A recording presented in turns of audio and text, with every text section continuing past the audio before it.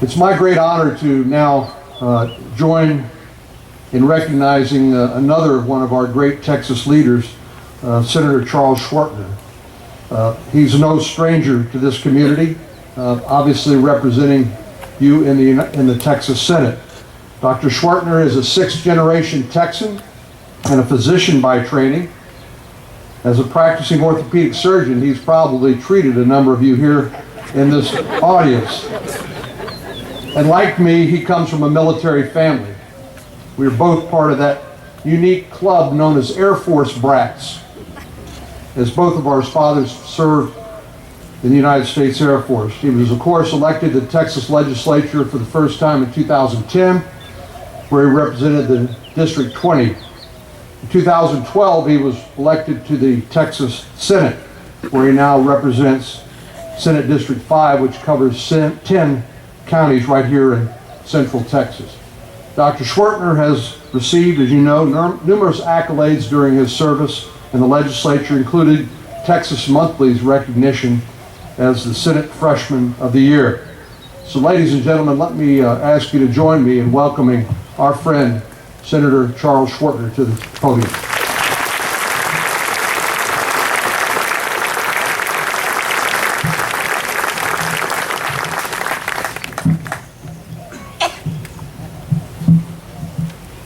Good morning, Sun City.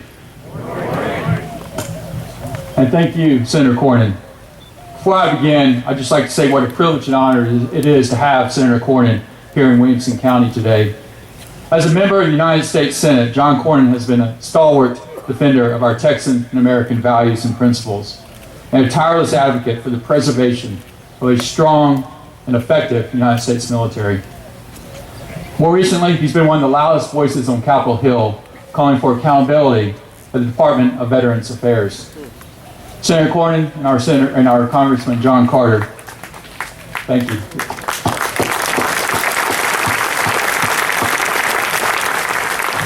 Senator Cornyn and Congressman John Carter have been working overtime to ensure that men and women in uniform, when they return from combat, have all the help and support they need, as well as the respect and dignity that they deserve. Please join me in another round of applause for our Congressman John Carter, as well as Senator John Cornyn. And thank you, General Graham, for allowing me to spend Memorial Day here in Sun City with so many of our friends and individuals I personally know well. Today we gather to memorialize those brave men and women of our United States Armed Forces who have laid down their lives in service to this great nation. This is a solemn occasion, one filled with the pride of remembrance and the sorrow of loss. Above all else, it is an occasion to honor those fallen heroes who have sacrificed for their nation and gave what Lincoln called the last full measure of devotion.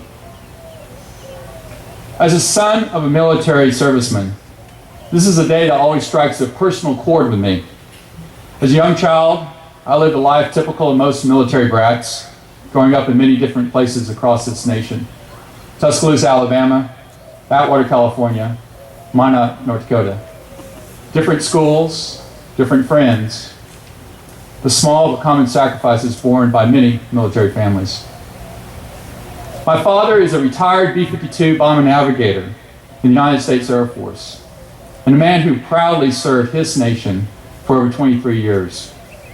He served 3 combat tours in Vietnam and logged countless hours in the United States Strategic Air Command, the unit of bombers who carried our nation's offensive nuclear deterrence during the Cold War.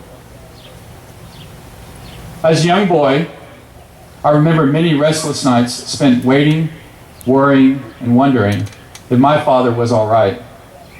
I can still recall the apprehension, an almost palpable sense of fear that I felt each time I saw my father leave for deployment. Fear that his plane could be shot down. Fear that his plane could encounter bad weather.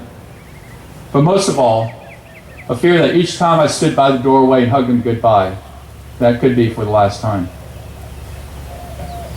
But even at that young age, I can still recall an all-consuming sense of pride in his service. It's a pride I felt each time I watched my dad zip up his flight suit before heading to the base. A pride in my mother's face before she kissed him goodbye.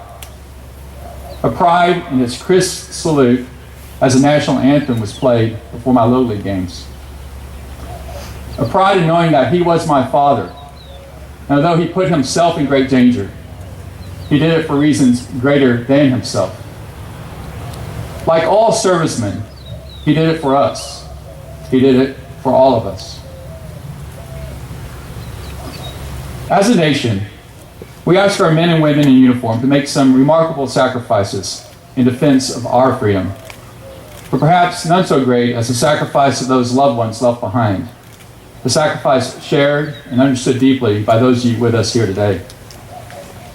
They say a soldier never goes to war alone, and for the life of each brave serviceman we memorialize, there is also a family who has paid a tremendous price for the defense of our liberty. Each passing birthday, each graduation, each anniversary presents a lingering reminder of a shared and costly sacrifice laid upon the altar of liberty.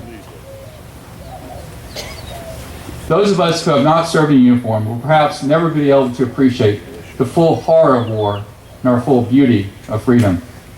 But what we do understand, what the sons and daughters, husbands, wives, parents, and grandparents understand, is what it feels like to watch someone you love leave to go fight for our country, in spite of those horrors, and in defense of that freedom.